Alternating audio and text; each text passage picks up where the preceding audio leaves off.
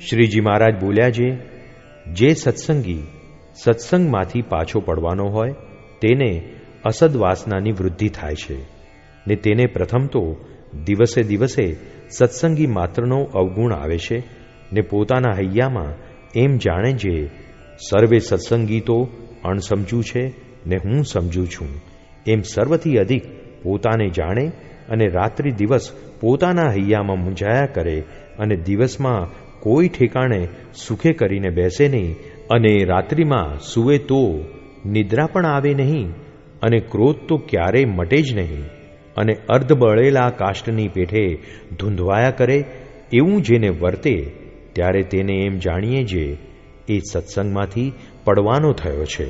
અને એવો હોય અને તે જેટલા દિવસ સત્સંગમાં રહે પણ તેના હૈયામાં કોઈ દિવસ સુખ આવે નહીં અને અંતે પાછો પડી જાય છે.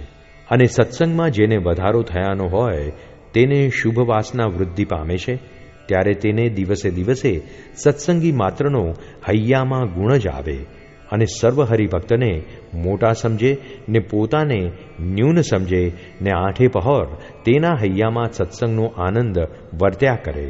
એવા લક્ષણ જ્યારે હોય ત્યારે જાણીએ જે શુભ વાસના વૃદ્ધિ પામી છે અને તે જેમ જેમ વધુ વધુ સત્સંગ કરે તેમ વધુ વધુ સમાસ થતો જાય અને અતિશય મોટપને પામી જાય છે.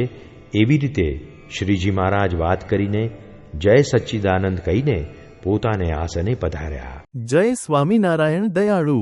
આપને આ વિડિયો પસંદ આવ્યો હોય તો અમારી ચેનલને સબસ્ક્રાઇબ કરો, લાઇક કરો અને દરેક સત્સંગીઓને શેર કરો.